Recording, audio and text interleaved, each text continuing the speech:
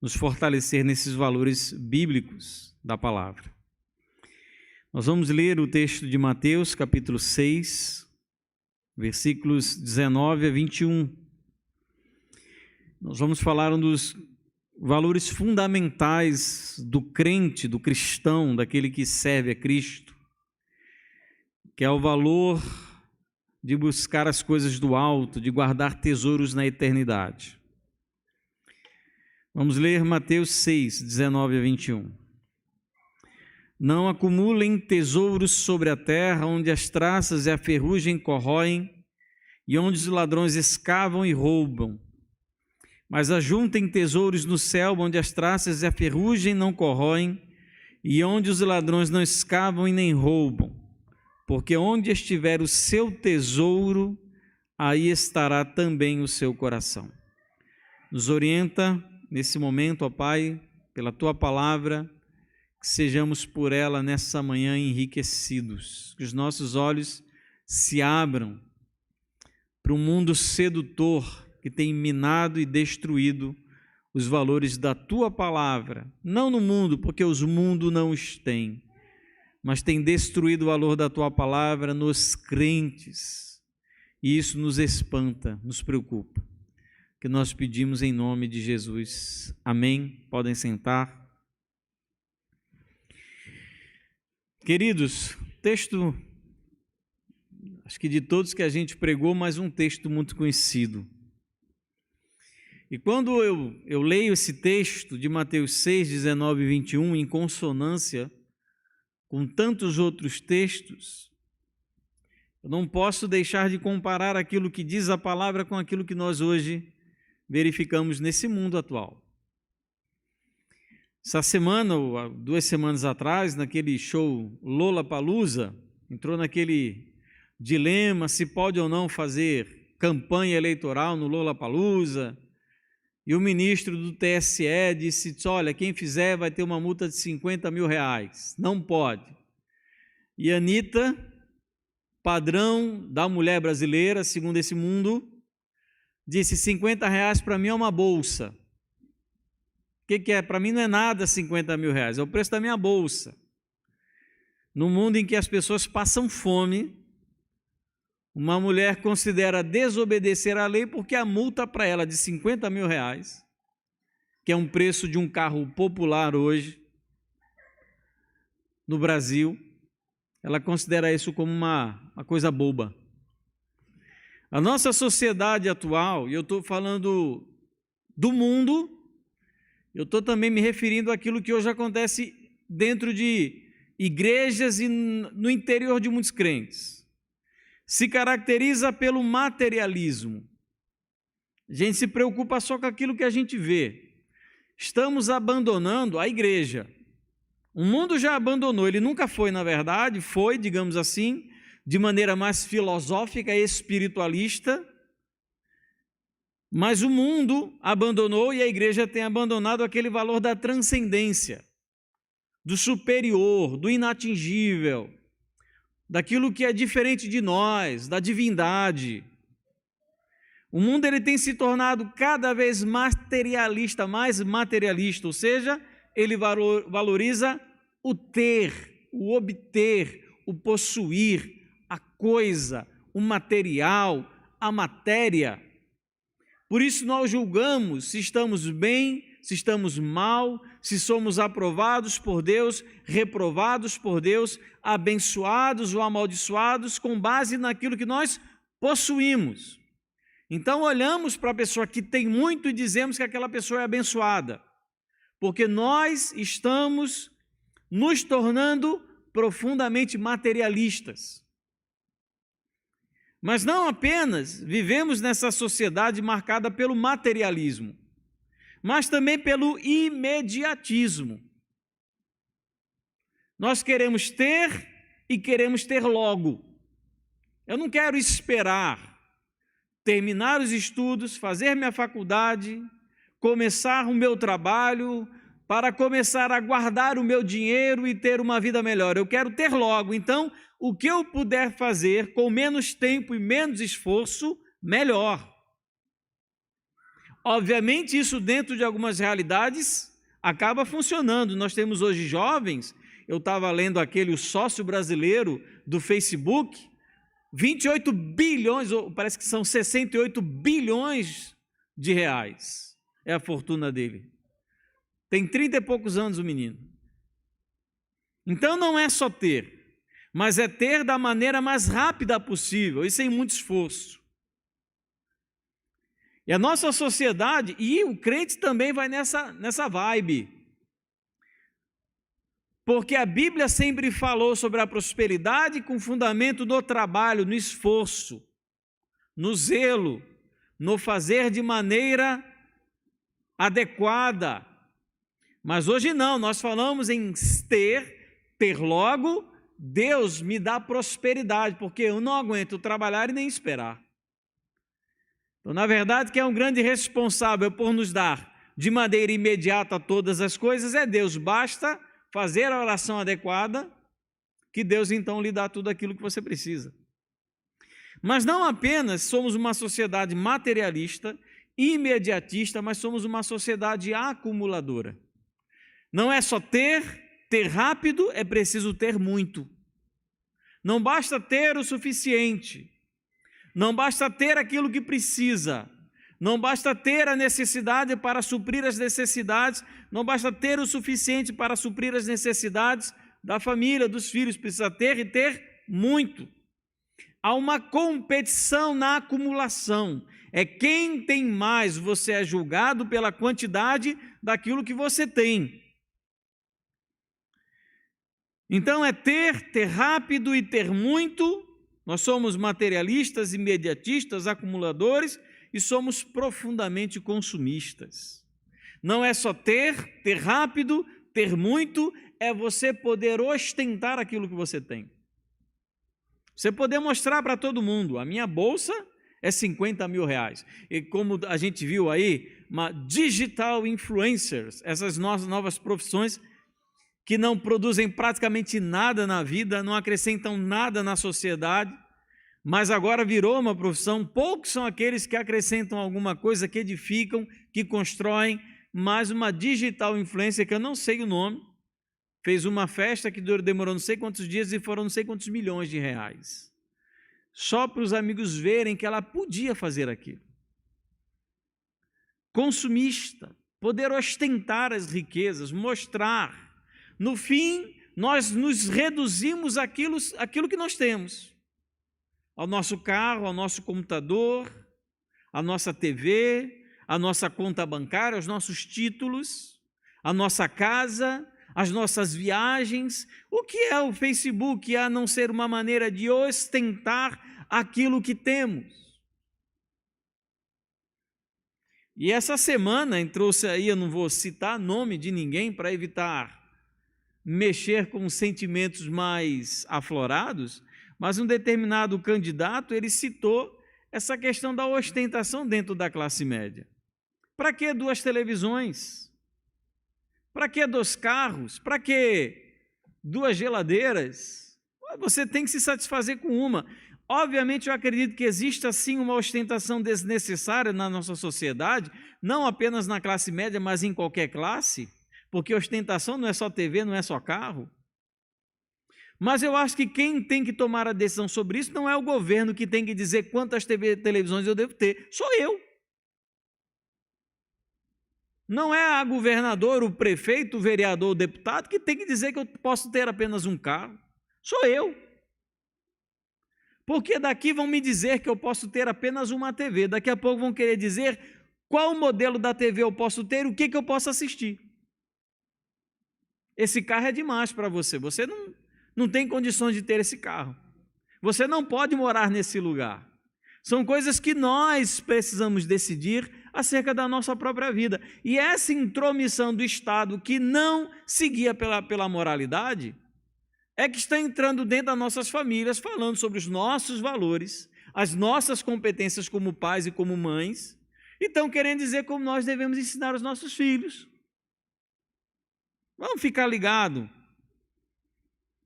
Então, a nossa sociedade se caracteriza por esse lema: ter rápido, muito e para poder ostentar. Inclusive, isso é usado em algumas igrejas, a Bíblia é usada em algumas igrejas para direcionar esse tipo de comportamento.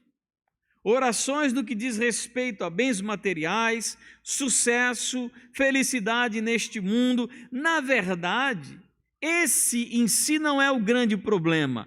Eu não sou contra o rico, eu não sou contra a classe média, eu não sou contra aquele que tem 2 carros, eu não sou contra aquele que pode ter 3 televisões em casa por comodismo, naquele que pode morar numa casa muito boa. Eu não sou contra isso.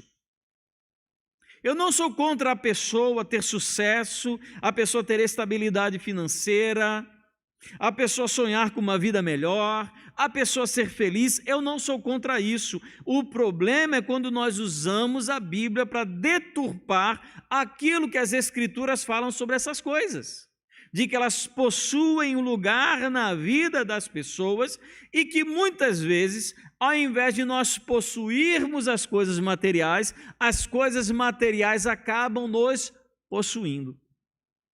E os pastores, pregadores de várias linhas teológicas e doutrinárias vão acabar usando a palavra do Senhor para defender esse tipo de sociedade. Na verdade, amados, essa questão de bem material, como nós falamos, dinheiro, eu passei no concurso público, fui chamado, melhorei onde eu estou, meu querido, isso daí é o que você precisa lutar pela sua vida e pela vida da sua família. Sucesso, bem-estar. Ora, vamos falar de 2 grandes homens da palavra do Senhor. Abraão. Abraão era pobre? Não era pobre, Abraão era um homem muito rico. Jó era um miserável, um pobre. Jó era um homem rico, ele começa o livro de Jó como rico e termina como rico. Claro, entre esse espaço de tempo, existe toda a dificuldade de Jó, mas no livro de Jó, riqueza, prosperidade é bênção de Deus. Então não é essa a questão. O problema é quando nós reduzimos toda a nossa vida a ter rápido, ter muito e ostentar essa riqueza material. Desconectar a palavra do Senhor daquilo que, de fato, a Bíblia ensina sobre esses temas. E a grande questão é que quando nós lemos acerca das riquezas, das posses, dos bens materiais, tudo isso na Bíblia conecta o hoje com a eternidade. Ecoa, reverbera para a eternidade. E hoje, então, assim como fazem os ímpios, os incrédulos, nós reduzimos tudo isso, os bens, o sucesso, a felicidade, a tudo aquilo que nós podemos, então, construir hoje. O mundo, ele não acredita na eternidade. Ele não acredita em ter que prestar contas a alguém. Então, logo, já que para o ímpio, para o incrédulo, não existe algo como a eternidade, segundo o que diz a Bíblia, então não há nada melhor do que essa realidade. Então vamos aproveitá-la ao máximo, sem nenhuma restrição, sem absolutamente nenhum critério. Isso daí produz o quê? Funk, isso produz Anitta, isso produz essas coisas que nós vemos na sociedade, isso produz parada LGBT e tantas outras coisas que diminuem ainda mais os valores morais da nossa sociedade. Porque não há nada melhor do que isso que nós vemos. Então, aquele menino que mora numa comunidade, que ouve esse discurso de que tudo que importa é ter dinheiro, como ele olha para ele, para uma realidade que não tem dinheiro, ele quer tirar o dinheiro dos outros. Porque ele não tem esse acesso. Isso não justifica, isso explica. Essa vaidade que é colocada no coração até daquele que não tem absolutamente nada. Então, não há nada melhor do que essa realidade. As pessoas do mundo vivem assim. Então, quanto mais puder chupar dessa laranja, melhor. Aproveitá-la até o final. Deixar só a casca, até o gominho, até o bagaço a pessoa come. E segundo, Não há o que temer depois da morte, se não existe nada além disso, se não existe Deus, se não existe inferno, se não existe julgamento, não existe nada além disso, então eu posso fazer o que eu quiser, porque eu não terei consequência de absolutamente nada que eu faça nesse tempo. Por isso as pessoas levam a vida de maneira completamente desregrada, como um carro desgovernado. Não importa quem atinjam as consequências dos seus atos, o que importa é viver o agora, o hoje, é o que eu posso aproveitar ao máximo dessa vida. Por isso eles combatem tanto a culpa, a noção de pecado, porque elas caminham diametralmente opostos àquilo que eles estão vivenciando e ensinando. Não há nada mais, absolutamente nada mais, por isso nós só pensamos nessa vida e no agora. Diferentemente do que esse mundo ímpio ensina, nós encontramos outra realidade descrita no Evangelho de Mateus, capítulo 6, versículos 19 a 21. É um pequeno trecho que se encontra dentro do que nós chamamos de Sermão do Monte, Mateus capítulo 5 a capítulo 7, onde ele vai tratar acerca da verdadeira vida cristã, ou como alguns teólogos chamam, alguns comentaristas vão chamar, da ética do reino. Como o crente ele deve viver nesse mundo. Nós encontramos todo o capítulo 5, as chamadas bem-aventuranças, vamos falar sobre aquilo que o cristão não deveria fazer, que não está de acordo com a sua identidade cristã, e no capítulo 6 ele começa a falar sobre algumas atitudes que devem permear a nossa espiritualidade, tanto que ele vai falar sobre a hipocrisia, sobre evitar a hipocrisia daquele ato, muito como hoje. É interessante que até dar esmola hoje é ostentação. Eu acho isso horrível. A pessoa vai dar alguma coisa para alguém, ela vai com o que ela vai dar em uma mão e com o celular na outra. É algo assim que parece que é feito para contrário ao que diz expressamente a palavra do Senhor. Eu acho isso tão desagradável, tão humilhante, principalmente para a pessoa que está sendo filmada. Claro, ela está precisando, pode ter o que for, mas ela vai receber. Ah, eu posso lhe filmar? Claro que pode, você vai me dar alguma coisa, me filme, porque eu preciso disso. Vai falar sobre oração, inclusive a lição da maneira como Jesus ensina o Pai Nosso está aí também nesse texto. Ele vai falar sobre o jejum, são coisas tão singelas da nossa espiritualidade: oração, jejum. E ele então vai entrar a partir do versículo 19, quando ele vai tratar acerca dos tesouros do céu, ele vai falar acerca das preocupações dessa vida. E esse versículo 19 até o versículo 21 é um preâmbulo desse assunto que ele vai tratar, acerca de como nós somos tão preocupados e ansiosos. E é interessante a maneira como ele faz, falando acerca de ajuntar tesouros no céu, como as nossas preocupações se resumem muitas vezes a essa terra, e ele vai falar sobre ajuntar o tesouro no céu. Ele vai falar da luz que ilumina a nossa alma, os olhos como a lâmpada do corpo, e ele vai falar sobre o senhorio que as riquezas têm sobre a vida dos outros, de que não é possível servir a dois senhores, ou você serve aos bens materiais ou você serve a Cristo.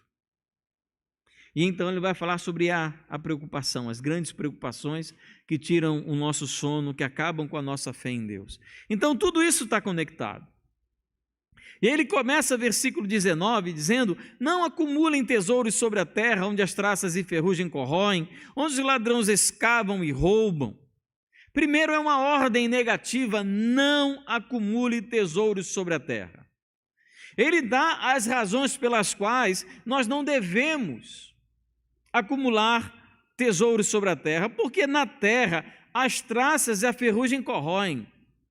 Naquela época, algumas roupas eram extremamente valiosas, eram feitas de materiais nobres e se guardavam como se fossem tesouros.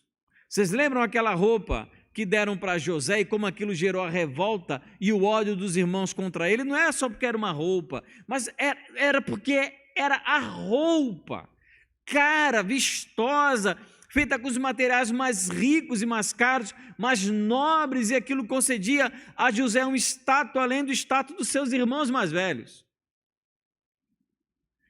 Mas até a roupa, ela se desgasta, assim também como o mais precioso dos metais é corroído pela ferrugem, se destrói. E se não tem traça, se não tem ferrugem, os ladrões, eles escavam e roubam os tesouros naquela época, eles eram escondidos na terra. E os ladrões, então, eles ficavam cavando e cavando até encontrar alguma coisa escondida. Isso acontece.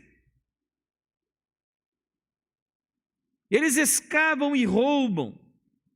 Mas perceba, amados, que o texto está dizendo não é uma ode à pobreza ou um elogio à miséria e ao descuido financeiro.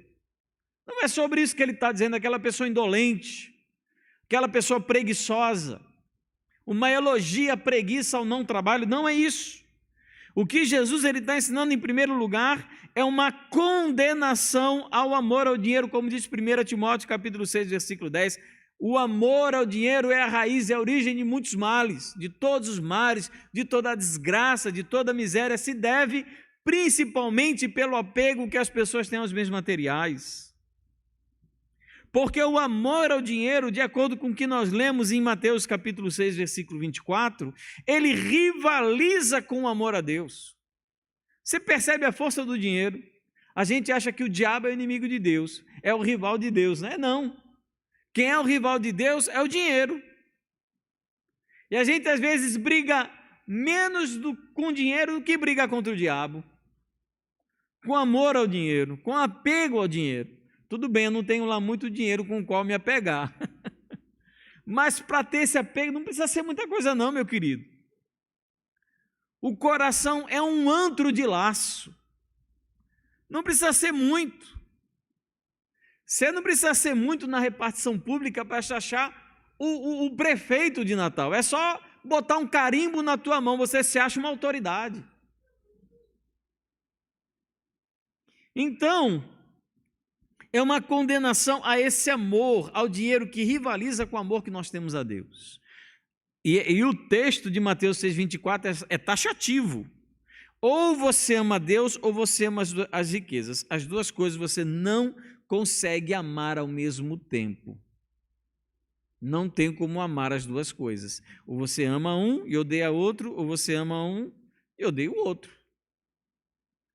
Um vai ser o Senhor, o Deus da tua vida. Um vai dar o comando, um vai dar a ordem que você vai obedecer. Quem manda em você? É Deus ou seu dinheiro?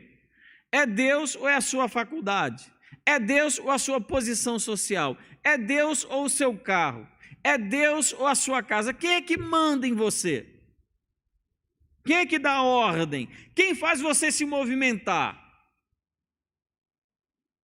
O que tira a sua preocupação? Ler um texto da Bíblia ou uma cerca de segurança rompida na sua casa? O que faz você perder o sono?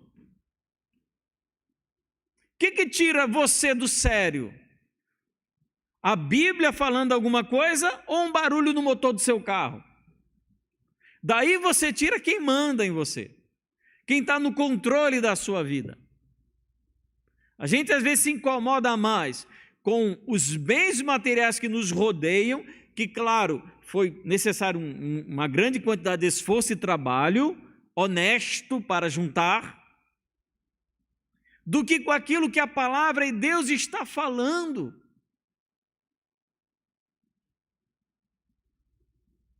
O que me incomoda mais? Ler um texto da Bíblia e aquilo me deixar a noite em claro, ou uma telha quebrada na igreja numa noite de chuva. Como foi? Agora eu estou falando do meu testemunho nessa noite. A telha quebrada e eu deitei na rede, começou a chover e disse, meu Deus, vai estar tudo alagado de manhã. E eu orei tanto. E Deus respondeu a minha oração, não da maneira como eu pedi, mas Ele respondeu. Então, primeiro, amados, é uma condenação ao amor ao dinheiro. E segundo, é uma condenação à avareza, porque a avareza é uma idolatria. Efésios 5:5, Colossenses 3:5, Hebreus 13:5, amor ao bem material é tão pouco, mas você pode amar. Eu tenho um filho, tudo bem que ele vale por 4, 5, mas eu tenho um filho, eu amo ele. Se eu tivesse 10, eu amaria do mesmo jeito. Se eu tivesse 20 filhos, eu amaria também. Então não é a quantidade, mas é esse apego. Então existe aí uma condenação à avareza, porque a avareza, o amor ao dinheiro, é idolatria, é um senhor a quem você serve, ele lhe escraviza, ele lhe domina e ele dita as regras do que você deve fazer e não fazer. Eu estava pesquisando na semana um pouco sobre esse tema, e eu pesquiso muita coisa que eu nem sermão não uso, leio muito. E uma das coisas que eu vi que os homens mais ricos do mundo, eles acreditam que os seus funcionários deveriam trabalhar menos. Vocês acreditam nisso? Os homens mais ricos do mundo acreditam que os seus funcionários deveriam trabalhar em média 20 a 30 horas por semana, mas eles trabalham em média, estou falando média por baixo, 60 horas por semana. Quem é que dita as regras da vida desse homem? O dinheiro, os bens, as posses. Isso significa, amados, que não devemos dar aquilo que é material e passageiro um atributo além desses. É material e é passageiro. Até a pessoa que está do seu lado, o ser humano, que vale muito mais do que um carro, do que uma casa, também é passageiro na sua vida. O que significa que você não pode amar a pessoa que está do seu lado mais do que você ama a Deus. Pastor Isaías está sem ninguém do lado dele. Minha esposa também está sem ninguém do lado dela. Nada, queridos. É passageiro. Vai passar um dia, vai passar. Tudo passa nessa vida, o material se perde, se destrói, se estraga. Bicicleta, vem aquele dono e leva, né? Você fica sem a sua bicicleta. O carro. Os bens terrenos se desgastam, eles estão sujeitos aos vermes, às traças, à corrosão, ao roubo, e nós gastamos boa parte das nossas vidas obcecados em obter dinheiro e bens. Como eu falei, não significa que você não vai trabalhar para ter o que você quer, desde que seja de maneira honesta, mas cuidado para que isso não domine a sua vida. E eu vou dizer para você que essa é uma das lições mais venenosas que os pais ensinam para os seus filhos, que as nossas escolas ensinam para os nossos filhos, que nesse mundo só existe aquilo que é visível e que é material. Você vai estudar ciência, não tem Deus na ciência. Você vai estudar química, não tem Deus na química. Você vai estudar biologia, não tem Deus na biologia. Você vai estudar geografia, não tem Deus na geografia. Você vai estudar matemática, não tem Deus na matemática. No final do ensino médio, eles acreditam que não existe absolutamente nada além da matéria. E quando eles vão em casa, que seus pais, eles falam sobre as contas, eles falam sobre os passeios, eles falam sobre as roupas, sobre os brinquedos, sobre as contas de TV por assinatura e tudo mais, e não falam de Deus, não abrem a Bíblia, eles estão corroborando aquela visão que as crianças estão aprendendo na escola, quando chegam na universidade. Aquilo que era uma possibilidade vira uma certeza. Deus não existe. E fica muito mais fácil ensinar para as nossas filhas acerca de comportamentos sexuais inadequados. Porque Deus não existe. Então, queridos, esse texto tem uma ordem negativa. Não acumule tesouros nessa terra. Que isso não ocupe de maneira tão profundo o seu coração a ponto de subjugar a tua vida. Segundo, ele vai falar, versículo 20, das riquezas do céu. Ele dá uma ordem negativa no versículo 19 e agora, versículo 20, ele dá uma ordem positiva. Não acumulem tesouros sobre a terra. Interessante a maneira como Jesus ele pronunciou esse discurso e como Mateus anotou. Mateus literalmente, se você for olhar no texto original, no versículo 19 diz assim: não entesourem tesouros. Não entesourem tesouros sobre a terra. E no versículo 20 ele diz: entesourem tesouros no céu. Ele está dando ênfase nisso que pode ser acumulado e guardado. Então ele diz: mas ajuntem tesouros no céu, onde as traças e a ferrugem não corroem, e onde os ladrões não escavam e nem roubam. Isso significa duas coisas. Primeira, investir em bens terrenos, em acumular. Primeiro, não devemos investir em bens terrenos, mas acumular riqueza no reino dos céus.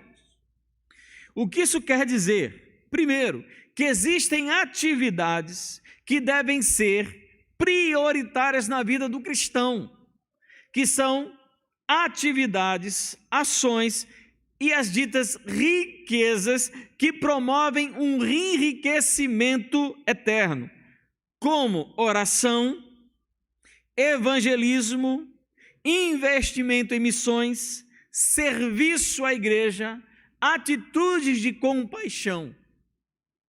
Esses tipos de investimentos produzem riqueza eterna. A conta acumula imediatamente lá no céu. Você faz aqui, você ora e você está então produzindo riquezas espirituais, tanto que o que conecta esse texto de Mateus 6, 19 a 21, com toda a parte de ansiedade, o que vem anteriormente é oração e jejum. O que conecta os dois assuntos, sobre a nossa vida material, sobre essa preocupação, essa ansiedade, o que conecta é onde está o nosso tesouro, onde está o nosso coração. Então, primeiro, queridos, quando ele fala em criar riqueza espiritual, é investir em ações, atitudes e comportamentos espirituais. Por exemplo, retiro. A gente vai estar lá estudando a palavra, tendo comunhão, adorando ao Senhor, em família, e tem gente que é resistente, aí dá um retiro. Tem outras prioridades. Obviamente tem pessoas que não têm condição, se não tem, eu sou daquele que não insisto com ninguém. Não fico pegando no pé, obrigando. Eu não sou ninguém para obrigar. Mas se a pessoa tem um desejo, ela diz: olha, eu tenho, mas eu estou com dificuldades. Vamos conversar?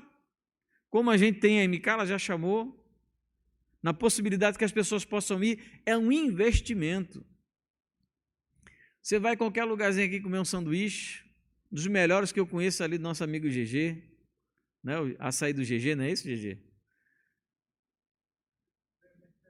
Oi? É. E o nosso irmão Gease. Você faz um investimento a 40, 50 reais no lanche que você faz. Não tem problema nisso? Não tem problema nenhum, meu irmão. Eu não vou ficar botando zíper na sua boca e nem ditando a sua dieta. E não vou lhe ensinar como você vai gastar o seu dinheiro, não. Mas é uma questão da sua consciência de coisas que você pode fazer e investir na sua vida espiritual. Então, oração, evangelismo, investir em missões, servir a igreja, dispor o seu tempo para ajudar os outros.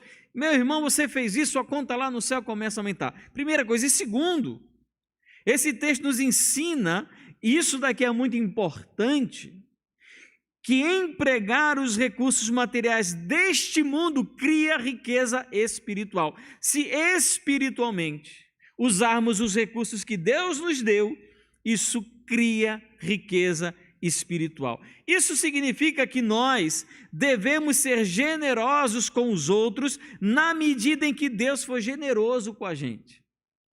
Deus me deu tanto para que eu possa ter com que partilhar com o meu próximo. Porque Deus ele me deu carro? Porque Deus me deu casa? Porque Ele me dá dinheiro, título, conhecimento, profissão? Porque Deus me coloca em determinados relacionamentos para que eu possa usar isso para criar riqueza espiritual. Não é só para chegar em casa e ter aquela TV de 52 polegadas, 90 e tantas polegadas, e você coloca aquele seu streaming favorito, vai assistir o que você gosta, mas Deus lhe deu uma série de bens para que você fosse edificado, preparado, capacitado e abençoado para que tudo isso fosse transformado em riqueza espiritual. Mas o mundo ensina diferente, é seu, você não tem que dividir nada com ninguém. É uma das atividades mais difíceis de ensinar uma criança, principalmente no começo da sua vida, a dividir e compartilhar. É coisa que é difícil de ensinar tanto para uma criança quanto para o adulto que tem muita coisa. A dividir, a emprestar, a dar. Eu lembro que algumas vezes, Thomas, ele é característica do meu filho. Ele gosta de brinquedo pequeno. Brinquedo que ele mais ama é Lego. Infelizmente é um brinquedo super caro. O primeiro Lego que ele teve foi um Lego que foi do meu sobrinho, que hoje é casado. Ele ganhou quando era criança, ele já é casado. Minha mãe deu. Segundo, a gente fez uma cota para poder comprar mais um pouquinho de Lego. Hoje ele tem uma quantidade boa de Lego que ele consegue brincar um bocado de tempo. É o que ele ama. Brinquedo grande, carrinho, pista não sei do que, boneco, ele nem liga. Ele não liga. Mas ele gosta dessas coisinhas pequenas. E às vezes a gente tem que fazer uma faxina no quarto dele, porque ele acumula muito brinquedo, esses negocinhos de Kinder Ovo, essas coisinhas, bolinhas, essas bolinhas que vem naquelas máquinas. Ele pega a bolinha e não usa mais, ele só quer ver a bolinha descer. A alegria dele é essa, pronto. Sabe aquele negócio do ter? Eu quis e eu obtive? Pronto. Coisa igual a gente da gente, que a gente é assim também. Quando obtém, deixa de lado, Às vezes o marido faz isso com a mulher também. Casou, esquece da mulher. E a mulher também com o marido. Enfim, coisas, vem da infância para a vida adulta. E a gente então, na primeira vez que a gente foi fazer essa faxina no quarto dele, sobrou muito brinquedo. E para ensinar, convencer meu filho a se desapegar daquilo para doar para alguém, não foi uma tarefa fácil. Mas uma das coisas que eu lembro que eu disse foi: filho, Deus ama quem dá com alegria. Quem dá com alegria. Melhor é dar do que receber. Então, queridos, tudo que Deus nos dá é para que através desses bens materiais possamos acumular os bens eternos. E a pergunta aqui é óbvia: o que a gente tem feito com tudo que o Senhor nos tem dado? E ele termina então o versículo 21, falando sobre o que a gente chama de aforismo, é um dito curto, rápido, objetivo, uma declaração final matadora. O fatality, como diria na minha época de jovem, Não tem o que questionar aqui, porque onde estiver o seu tesouro, aí também estará o seu coração. É uma grande lição que ele tira desses 2 versículos. Onde estiver o seu tesouro, aí estará também o seu coração. O que isso significa? Primeiro, isso significa que o que determina o que nós valorizamos é onde está o nosso coração, as nossas afeições, os nossos amores, os nossos sentimentos. É lá que nós depositamos o nosso coração, a parte mais valiosa da nossa vida. Então, o nosso coração aponta para o que mais a gente ama e valoriza. É como se fosse a nossa bússola.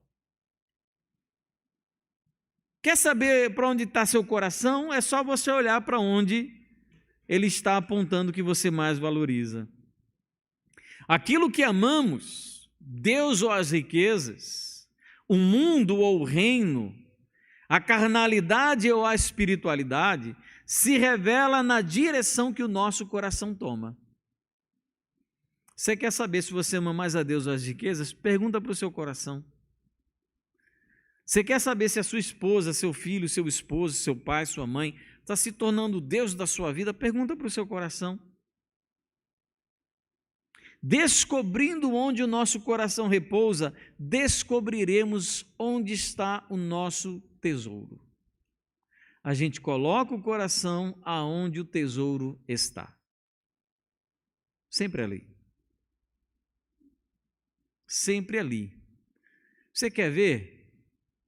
Alguns anos atrás, muitos anos, acho que era noivo de Ana Laura, fiz uma viagem missionária lá para a Feira de Santana, passar um tempo, estava dando um curso, eu não lembro se era de discipulado ou de dons espirituais, há muitos anos atrás isso, e eu voltei para casa de ônibus, né, e aquela região de Feira de Santana para Natal é muito perigosa, né, de assalto, e o ônibus onde nós estávamos foi assaltado, ele foi desviado para um canavial, os bandidos, 3 homens armados, né, entraram dentro do ônibus, levaram a gente para o canavial para roubar tudo que a gente tinha.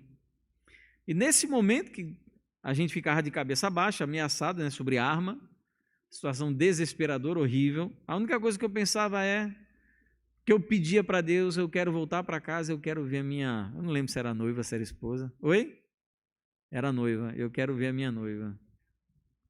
A única coisa que eu pedia para Deus, eu estava levando uma mala, alguém pediu para eu não sabia nem o que tinha naquela mala, claro, não era nada desonesto, porque era uma irmã da igreja que tinha pedido para eu levar, depois eu soube que eram umas coisas assim, relativamente valiosas, eu não sabia, mas ela pediu, eu trouxe, eu tinha alguns materiais assim, só de fundo emocional, fitas antigas, fitas VHS antigas, né, de tempos da igreja, até da minha ordenação e tudo, eles levaram tudo, né? E o interessante que eu tinha de mais valioso, que era uma filmadora, eles não levaram, era levinha, eles mexeram na bolsa, mas o que eu mais pensava eu quero chegar na minha casa, eu quero ver a minha noiva. É nesses momentos, queridos, que nós temos a possibilidade de perder tudo, que nós entendemos que tudo não vale absolutamente nada. Eu quero concluir fazendo 3 aplicações, observações. Com base no contexto anterior, a busca pelos bens materiais deve ser precedida pela vida piedosa da comunhão com Deus. Se você não piedosamente buscar ao Senhor, se você se ocupar puramente de atividades seculares, mundanas e materialistas, sem ter uma vida espiritualmente ativa, você inexoravelmente será conduzido à idolatria, independente da sua vida financeira. Começou mal, a tendência é que você continue mal. Então você quer iniciar a sua busca por uma vida próspera, por um casamento melhor, por uma educação melhor para os seus filhos, por uma vida mais confortável, comece por onde deve se começar, pelo exercício da espiritualidade, pela oração, pelo jejum, pela busca ao Senhor. Se não for assim, amados, nós seremos satisfeitos pelos deuses de papel e de metal. Seremos seduzidos pelos títulos, pelas adulações e pela posição social. E a vida material, ela vai ser um fim em si mesma. O fim da vida material, tem uma mensagem de John Piper na internet que eu acho muito forte. Ele diz, por que Deus lhe dá casa, bens, tesouros? Por que Deus lhe dá isso tudo? Para que você mostre para essas coisas que Cristo é o seu tesouro, não elas. A vida material, ela não pode ser um fim em si mesmo, é sempre o propósito de arrecadar, angariar fundos espirituais na eternidade. Segundo, devemos entender que nossos bens nesse mundo são dados por Deus como uma oportunidade de criarmos riquezas espirituais no reino dos céus. É um desprendimento de quem é senhor sobre os seus bens. Você só consegue se desprender, fazer uso dele nesse sentido, se você for o senhor dos seus bens, e não o contrário. Deus nos dá para mostrarmos quem é o nosso tesouro. Como diz Mateus 6,24, não podemos servir a Deus às riquezas. As riquezas, então, no final, vão mostrar se somos leais a Deus ou não. Elas são uma prova para nós. Somos leais ao Senhor? Lembra de Jó? Falamos dele no começo. Jó perdeu a família, perdeu tudo o que tinha. E a mulher disse: por que você mantém essa sua integridade? Amaldiçoa a Deus e morre. E ele disse: acaso Deus nos deu o bem, também não aceitaríamos o mal? E diz o texto que em tudo Jó não pecou com a sua língua. Porque quem era senhor de Jó era Deus e não as suas riquezas. E por fim, terceiro, devemos mais uma vez lembrar que esses tesouros materiais não possuem absolutamente valor nenhum na eternidade, né? O que você acha que é mais rico aqui nessa terra? É ouro? Lá ouro é usado para asfaltar a rua, viu? Desculpe lhe dizer isso, mas ouro no céu é asfalto. Pedra preciosa é pedra amarroada lá no céu, viu? Para fazer construção de alicerce na eternidade. Não tem absolutamente valor nenhum. Claro que não é isso que Apocalipse está dizendo. Está falando do adorno, da beleza da cidade que Deus está criando. Tão bela que até os alicerces são feitos de pedras preciosas. Queridos, todos os bens materiais eles não possuem valor na eternidade. Não se apegue muito, porque a vida é muito curta. Olha só o que diz Eclesiastes, abre aí, para a gente estar encerrando. Eu quero ler esse texto muito interessante de Eclesiastes. Você quer um homem rico? Vou falar de rico. Quer falar de riqueza? Vamos falar de riqueza. Falar de riqueza na vida de um pobre coitado chamado Salomão.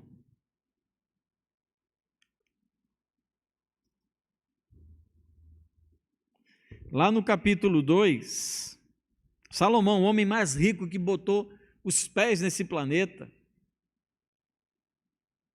ele diz a partir do versículo 1 até o versículo 11, eu disse a mim mesmo, vamos, prove a alegria, procure ser feliz, mas também isso era vaidade. Concluí que o riso é tolice, que a alegria não serve para nada. Resolvi no meu coração entregar-me ao vinho, sem deixar de me guiar pela sabedoria e de me apoderar da loucura, até descobrir o que é bom, o que de bom os filhos dos homens poderiam fazer debaixo do céu durante os poucos dias de sua vida. Aí o que ele fez? Versículo 4, empreendi grandes obras, construí casas, plantei vinhas para mim, fiz jardins e pomares para mim, e neles plantei árvores frutíferas de toda espécie.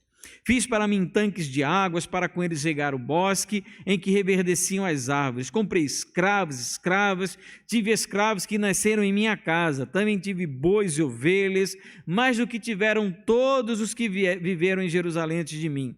Amontoei também para mim prata e ouro, tesouros de reis e de províncias, provi-me de cantores e cantoras e das delícias dos filhos dos homens, mulheres e mais mulheres. E me tornei importante, virei celebridade e superei todos os que viveram antes de mim em Jerusalém, e a minha sabedoria nunca me abandonou. Tudo aquilo que meus olhos desejavam, eu não lhes neguei, nem privei o meu coração de alegria alguma, pois eu me alegrava com todas as minhas fadigas, e isso era a recompensa por todas elas. Aí versículo 11, considerei todas as obras que as minhas mãos fizeram, e também o trabalho que eu com fadigas havia feito, e eis que tudo era vaidade e correr atrás do vento, e nenhum proveito havia debaixo do céu, debaixo do sol. No final de tudo, Salomão chegou à conclusão de que não valeu de absolutamente nada. A vida é um sopro, a vida é muito curta. Não se apegue demais a essas coisas, porque elas passam. E Colossenses capítulo 3, versículos 1 a 3, nos dá um alerta que é sempre importante nós lembrarmos. Portanto, se vocês foram ressuscitados juntamente com Cristo, busquem as coisas lá do alto, onde Cristo vive assentado à direita de Deus. Pensem nas coisas lá do alto, e não nas que são aqui da terra, porque vocês morreram e a vida de vocês está oculta juntamente com Cristo em Deus. Vamos pensar nas coisas do alto. E a última pergunta, claro, como você tem usado seus bens, suas riquezas materiais, suas posses, sua profissão, seus relacionamentos para acumular riquezas eternas? Isso conta para a eternidade. Que Deus, queridos, nos abençoe. Vamos orar.